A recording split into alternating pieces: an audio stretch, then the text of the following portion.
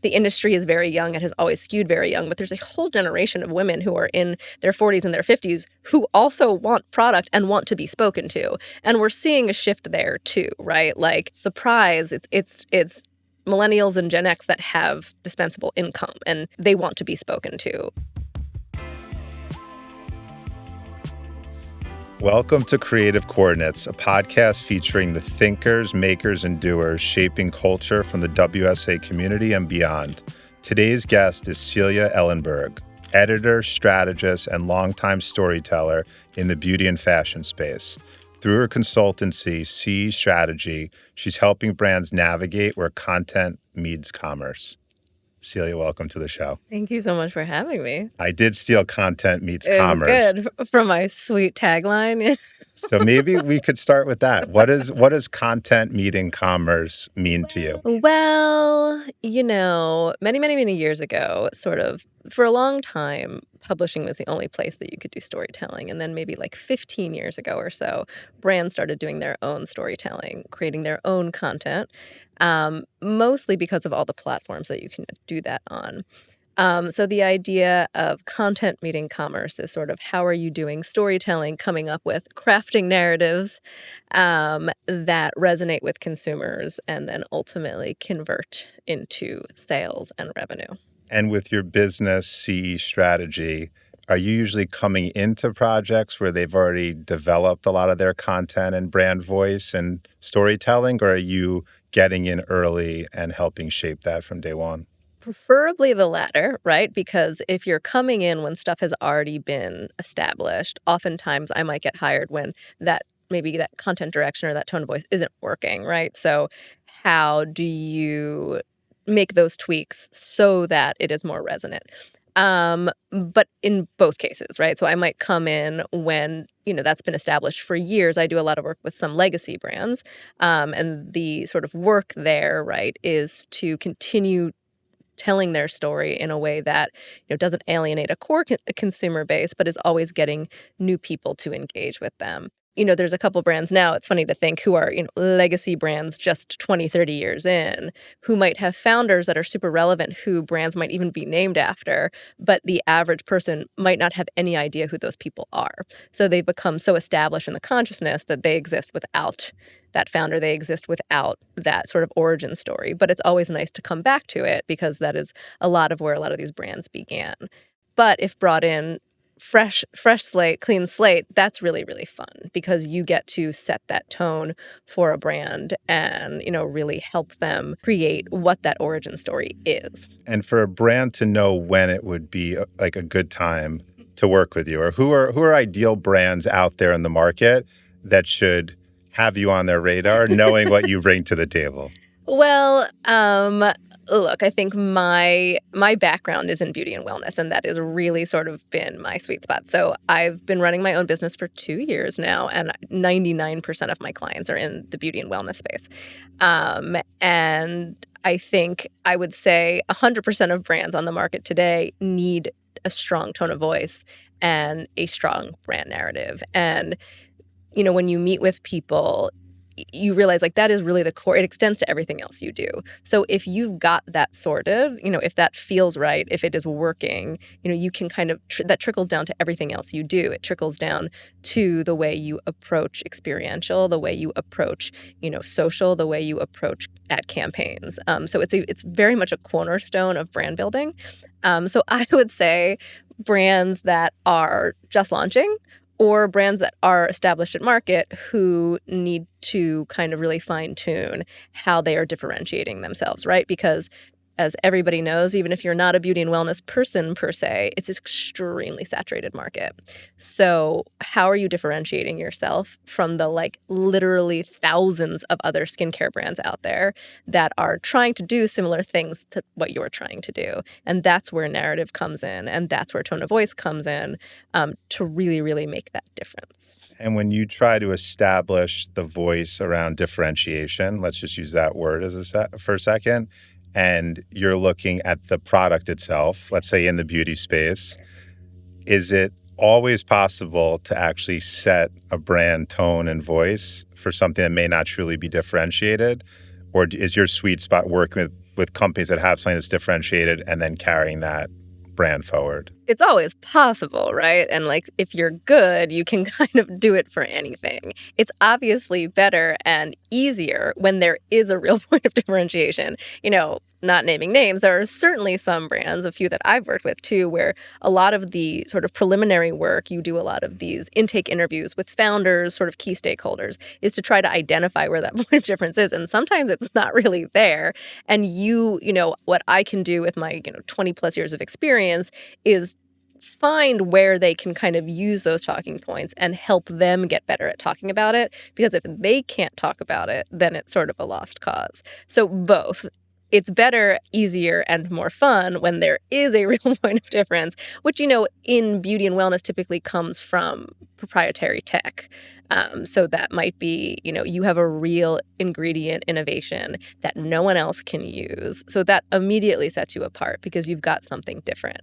But brands do more with less. Like, there's plenty of brands out there who don't have that, who are just really good at storytelling, really good at connecting with their consumers, and have made it work without those things. So, it's possible to do it in both scenarios. You mentioned beauty and wellness and those two worlds that you specialize in. I think before I said beauty and fashion. So for a second, let's go beauty, fashion, and wellness. Sure. But if you said beauty and wellness, were those two things always connected, or has that been in a What a recent period? great question. The word wellness really only entered, I think the popular lexicon like 10, 15 years ago. And now, in my perspective, they are the same thing. I think initially, especially in sort of corporate cultures and org charts and all that stuff, they were separated. But I do think they are the same thing at this point.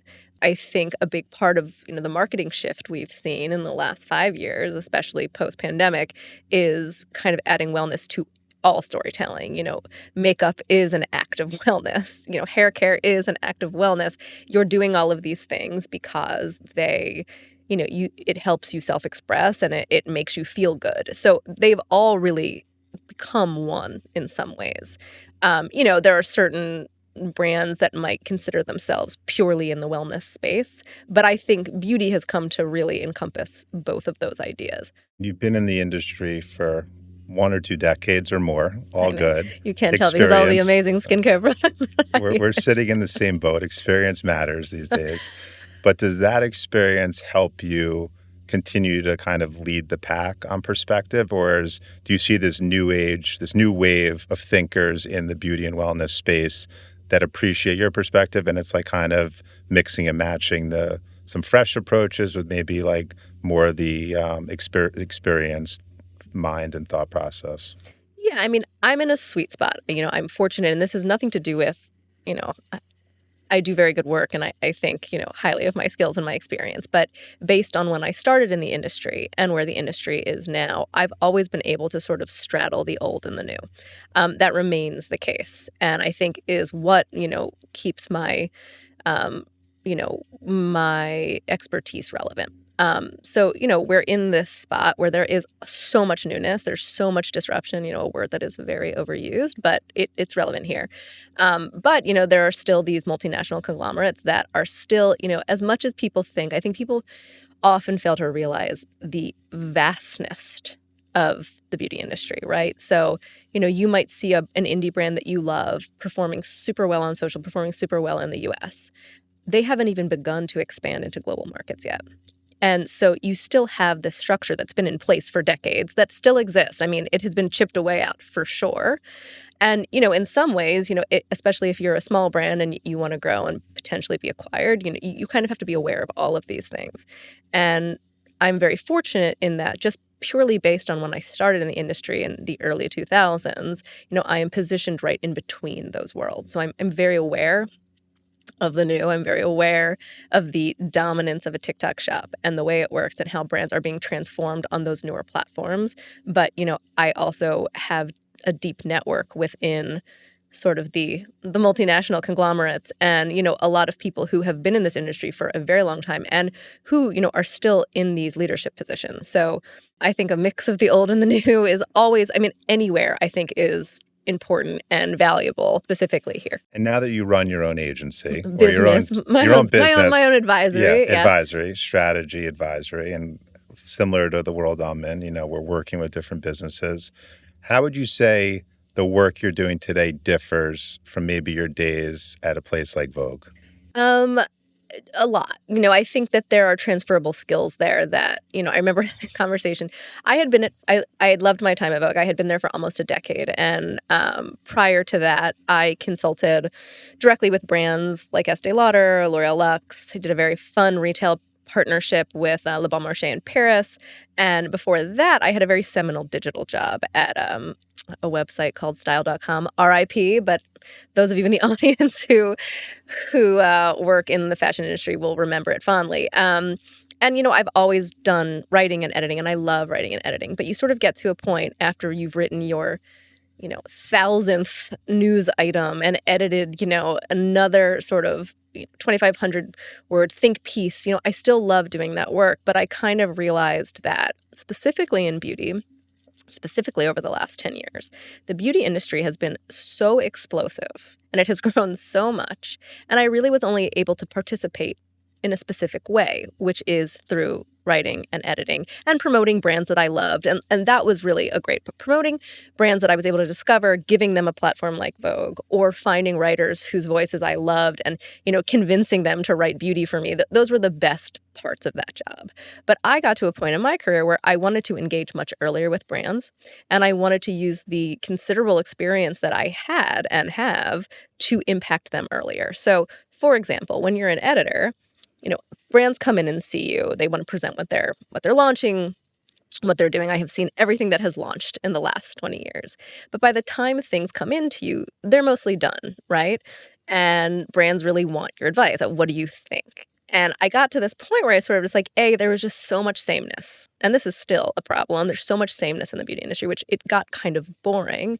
But also, I got to this point where I was just like, do you want to know what I think? Because are you going to 180 when I tell you that this packaging is not going to work at retail and spend another $300,000 to right that wrong? No, you're not. Are you going to go back and do the brand narrative work that is not going to work on social? Now, you're not. So it kind of, for me, after years of giving out a lot of free consulting, I was sort of just like, I want to be able to engage with brands in a meaningful way that can actually help them grow. And if I'm able to take pieces of equity along the way, all the better for me. So that's sort of, there's still some of that skill in identifying what will work, in, kind of knowing kind of intuitively what will resonate with consumers. I'm still using those skills.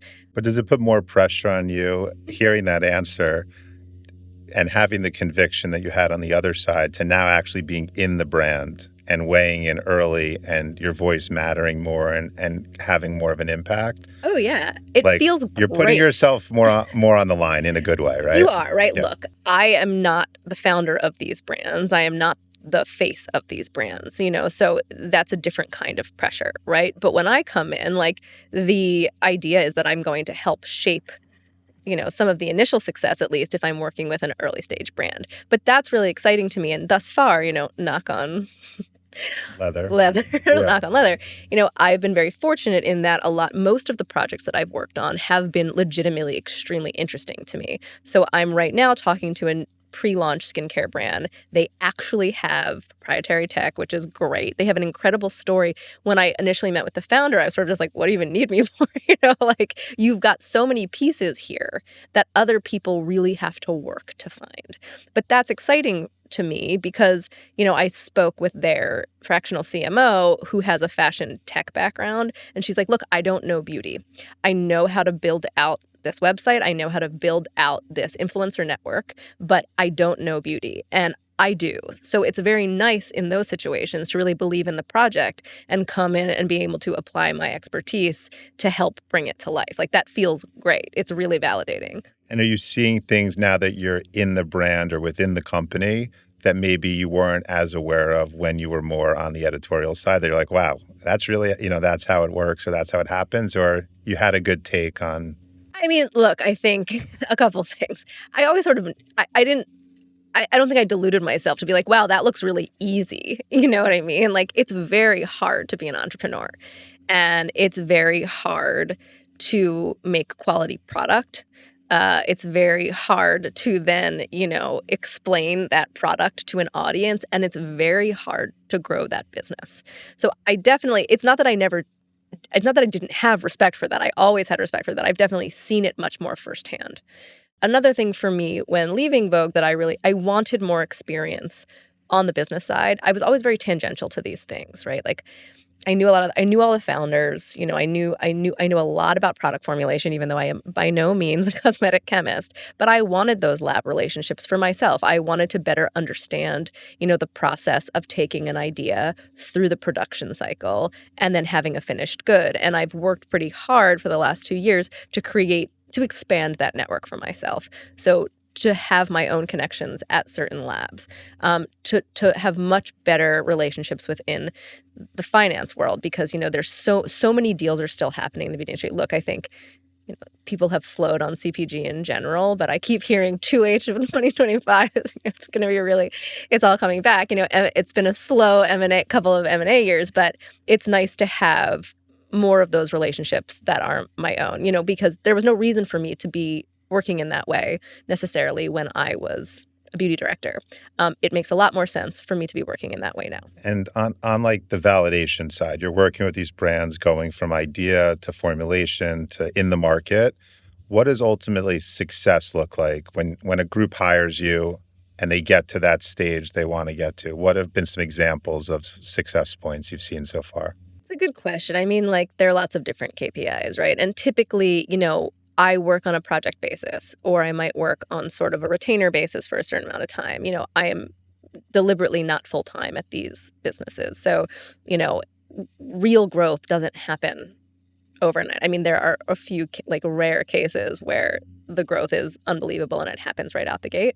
I've not had that happen, necessarily in any of the projects I've worked on. It doesn't happen a It lot. I doesn't, could back you yeah, up it on doesn't that happen point. a lot. So growth takes time, right? But, to secure a partnership that makes total sense and then see it come to life, executed really well, and to convert in whether that is engagement, whether that is sales, that feels great.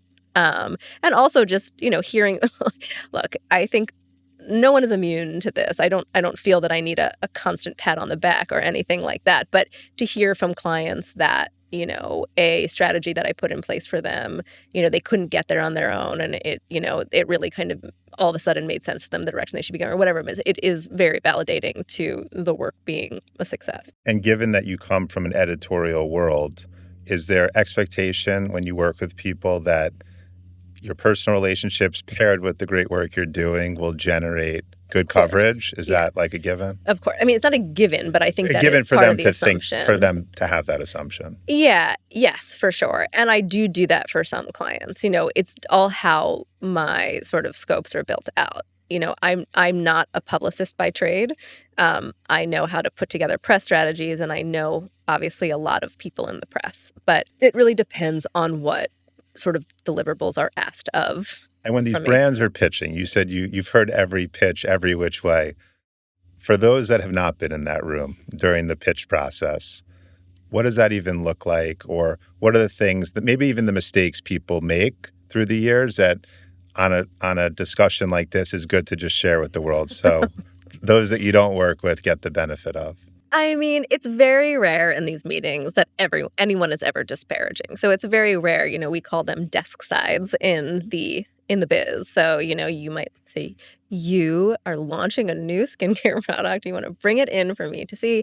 You usually it's you as the founder, maybe plus your publicist, maybe plus your who knows, it could be and your CMO. You come in and you're really just showing the product. I'm feeling it, I'm touching it, I'm asking questions typically about formula, about launch plans, about retail strategy. So you should be able to answer those basic questions, and most people are. I think there's only been one pitch, not one. This has happened a handful of times. I had this one meeting one time. So here's a what not to do. Everyone shall remain nameless in this instant, but I was being pitched a new celebrity beauty line, novel.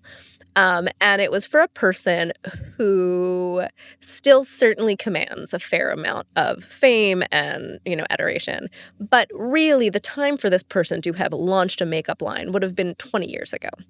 And, I knew this even before they came in. This is what I was thinking. But I took the meeting because it was a relation, the person in question is a very big celebrity and, the relationship was there. And it's like, of course, come in. Before they even presented it to me, the publicist was like, "I know what you're thinking. Too old." And we told her. We told her.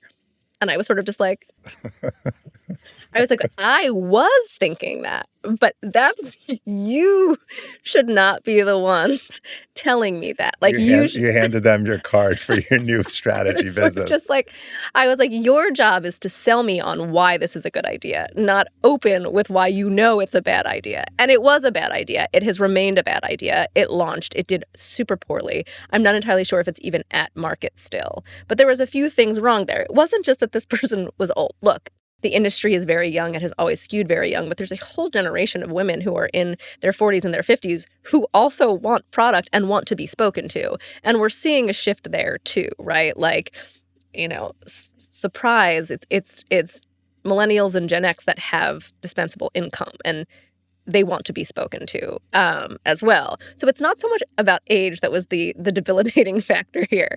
It was a variety of things. It was sort of the assortment. This woman, they built like a 70 plus SKU color range around her, which was just unnecessary. Like, that's just too much product. Maybe one SKU, maybe one hero SKU that this celebrity is known for could own. I can see that making sense, but that's not what happened there. So there was a variety of things That's a good lesson learned. wrong. Yeah, but look, I mean, that is a good lesson. I think Yeah. you're just starting to see a shift towards that too. I think there was always this the way people used to buy at retail too.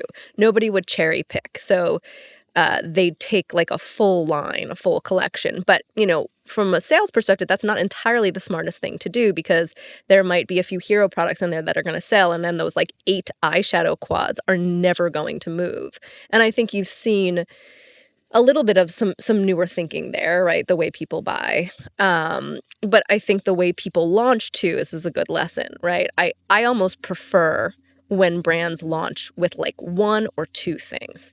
Really kind of convert your customer and get them understanding what you're about. There's a good example. There's a makeup artist named Farah Omidi. I don't know if you're familiar with her, but Can't say I am. fabulous makeup artist. I Yes. just had breakfast with her and we had this conversation. She launched a makeup line 2 years ago, and the first product was this really beautiful compact. Half of it was lip color, half of it is balm.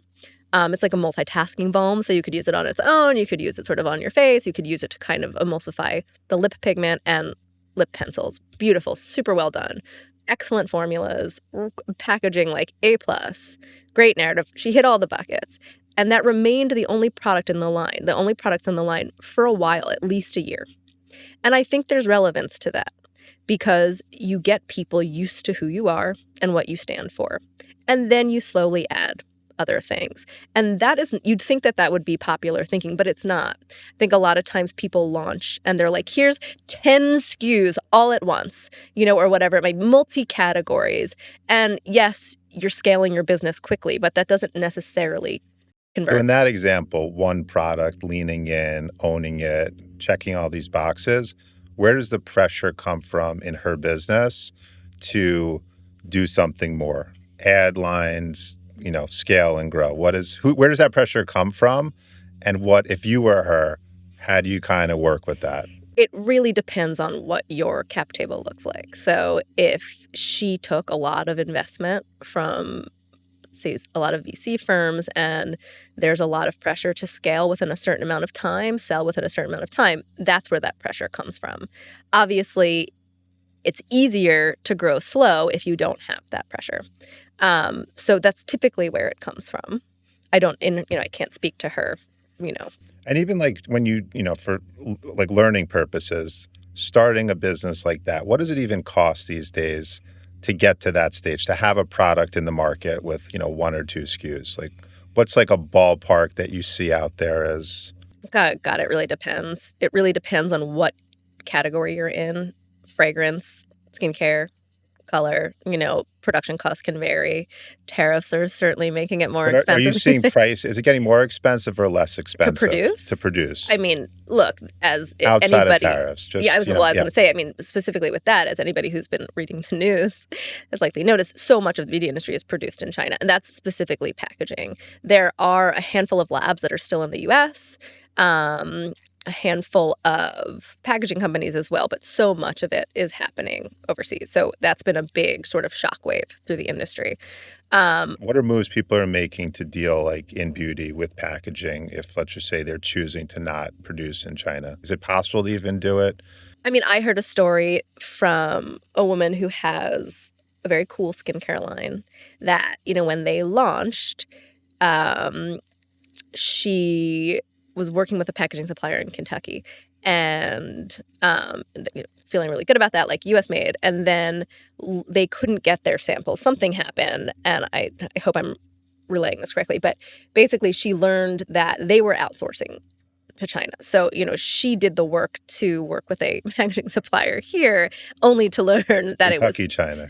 China, right? So, it's not impossible. Brands do it. You know what I mean? It's just harder and it's more expensive. In your career, you've moved across media and brand and now strategy. What would you say is kind of the through line, to use a good editorial word, amongst like those kind of experiences in your career? I guess storytelling is really the through line. I think that you have to be a good storyteller to do all of those things. And I think there's also always been a desire for me to sort of grow, um, and not sit still for too long, that sort of fear of staying too long at the party as a lot of these industries really shift. So how to kind of evolve the skills that you do have and apply them in, hopefully tangential ways. So I would say storytelling is a through And what line. makes someone a good storyteller? What's the secret sauce of being a great storyteller? Because you're one of the best storytellers we've had on this podcast, so What? I have to hold. I Yeah, mean, I don't know. I mean, it's all delivery. I have a friend who's a successful film director, and we grew up together. I've known him since I was 10, 11, maybe 10 or 12, something like that. And he's a very good storyteller, clearly. But I used to tell him all the time, just like, you're just lying. You're embellishing these stories. They're not real. Like, you are just making shit up. And now if I'm with him, when he's sort of like on one of these like long tangents with somebody and he sees me out of the corner of the eye, he's like, actually, that didn't happen. That didn't happen. That's not what happened. right. But I think there's a little bit of, the embellishment piece is sort of like, in this instance, it's more sort of, how do you kind of add the aspiration? How do you kind of build the fantasy, in a way that makes sense for the individual brand language, or in the case of, storytelling with sources, how do you stay true to, what people are telling you, but weave a good narrative? And, I'm sort of a purist in that way, in that, like, we call them kickers, in the biz. So that's sort of the last piece of your story, like the last line, the last paragraph. Like, a really strong kicker is just like, I have always really loved. And you can see that in other mediums too, like when you're watching a movie, for example,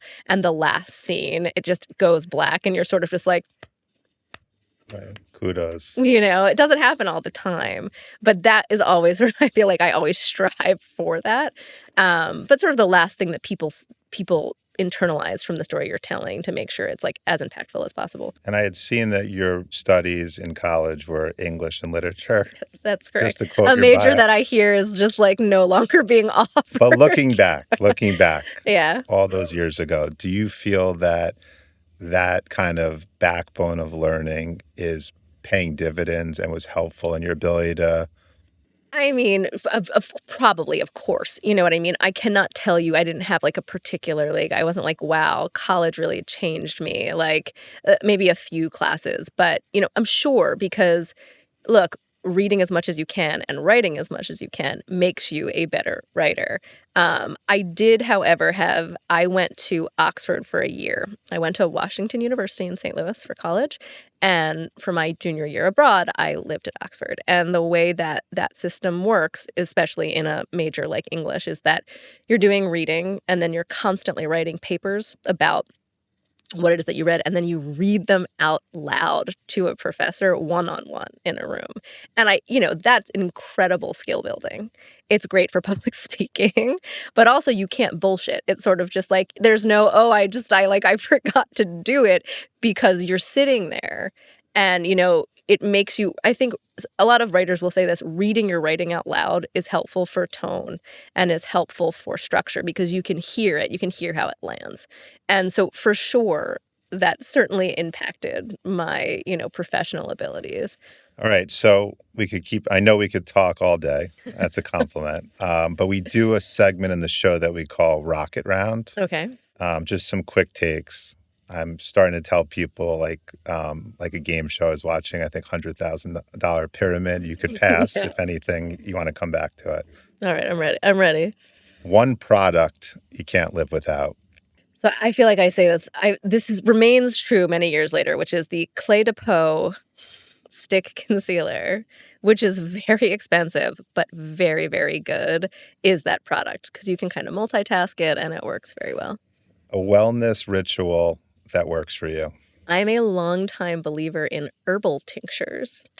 Hopped on that train a really long time ago, and it works for me. It's sort of like you have to wait a couple months, and it's all about compliance. Like you have to take them 3 times a day, but I find that they are effective. A New York City spot that inspires you. I live right near Two Bridges Park, which is like, an obvious one. People come here from all over the world to take that one picture on Washington. But like every time I'm down there, I've got 2 little kids and we live right near Two Bridges Park, right near Dumbo. And so we scoot there, we go in there to get groceries, whatever. And I just always think of how insanely lucky I am that that's my that's my commute. And my kids have grown up just going through there. Favorite museum or cultural escape in It is just addition to like Two Bridges? anyone who lives I mean, actually, I was gonna say it's not everyone who lives in New York. I am one of those New Yorkers who, like, does not take full advantage of living in this city. Like, we go to the Met, like, once a year as a family. Um, but I would say ICP, I still love. Years and years and years ago, when you would interview for jobs and actually send a thank you note afterwards, an art director friend of mine was like, "Go to ICP and pick out cool postcards instead of sending stationery, instead of sending something monogrammed that feels relevant." And I still do that to this day. Most fun assignment you've ever had? Like forever ago, I worked at Jane Magazine, RIP, also to Jane Magazine, which was this like great irreverent women's magazine that was, I feel like it actually would work really well now. Condé Nast owns the IP. But they had this column called Athletic Guinea Pig. I implore no one to look this up on the internet just in case any of these photos are floating around. But the idea was that somebody would go and try like a random sport. And I played a lot of sports growing up and loved this idea. It also gave me a reason to travel. I was like, oh, I want to go play bike polo with like crust punks in Seattle, and then would go and do that. And so I had pitched this story. This is for the last issue of Jane Magazine that never ran. They shut it down before this issue ran. But for this issue, I was like, I want to go do artistic roller skating. And so I went to this roller rink in Redwood City, California. And roller rinks are these incredible American time capsules. There are so many of them, sort of like bowling was in the 50s, roller skating was in the 70s and 80s. And all of these rinks still exist and they have not been touched. So you open the door and it's like they smell like pizza and like the rugs are exactly the same and they play, some of them have updated the music a bit. But so I met this artistic roller skating couple in Redwood City, New Jersey, and they taught me some moves on the rink and it was awesome. That's a good one. Most annoying beauty-related question your friends ask you? And it's annoying, but I think that people assume that because I work in the beauty industry, I am a dermatologist, which I am not a dermatologist. I know a lot, and I can probably help you size something up, but, like, I'm not a doctor. So I think people are regularly sort of that thing where they'll be like, "I have this thing on my face," like, "What do you think that is?" Right, Or right. whatever it is. My husband, bless, has Lyme's disease, which we just learned, and he had this, like, big red thing on his leg, and he kept being like, "Can you look at this?" I was like, "You need to go to the doctor, dude. Like, I don't know what that is." It was Lyme's disease, it Well, I turns hope he's out. okay. He's fine. Okay. Something about your childhood that shaped your view of beauty or culture. I didn't know that beauty was a career by any means. It's not like I spent my childhood being like, "God, I just wanna be a beauty editor." I didn't know that was a job. But when I look back, my grandmother, very much like a product of the '50s, she wore lipstick as chapstick and got her hair set every week, and kept, like, a bottle of Clinique moisturizing lotion in her vanity, and, like, all these years later, I actually wonder if she ever used it, or if it was there as sort of like a status symbol, but I definitely clocked all of it, and it was very much, you know, these, like, wonderful and warm memories of a ritual, that I feel like I still kind of link back to. Well, speaking of rituals, last question to read off the list. I did write morning or nighttime ritual that you swear by. You know what? This is also my, like, best piece of beauty advice. It's just, like, another annoying question that people ask. It's like, I thoroughly wash my face at night. I double cleanse. I don't know if you know what that is, John, but, Yes, I have. um, I come from Earth. I double cleanse, and that is such a big I do it even when I'm exhausted. I almost never go to sleep with makeup on, although it happens every once in a while. But that is, like, a big nighttime ritual for me to make sure my skin is really clean, and, like, to be honest with you, like, that just pays dividends. It's just, like, if you just do that, your skin looks surprise, looks so much better. All right. Actually, this is the last one. If you weren't doing what you're doing, see strategy and all the great things you've done, completely different career. Oh my god. What could you see yourself doing with no strings attached? I mean, just like everyone else, I've definitely, like, entertained visions of, like, having a vintage store and just, like, sourcing vintage and, like, having a chill, slow life of just selling old clothes. Could still happen, It could right? still That client happen. may cross your desk It's true. second time around, if you know Yeah. that one. They may come back. All right, this has been fun. Appreciate you making the Yeah, time. thank you for having I me. like to say it's hopefully the first of many Have conversations me we'll back. have, right, Yeah, on sure. creative coordinates. So, yeah, that's a wrap. Thank Thank you. you.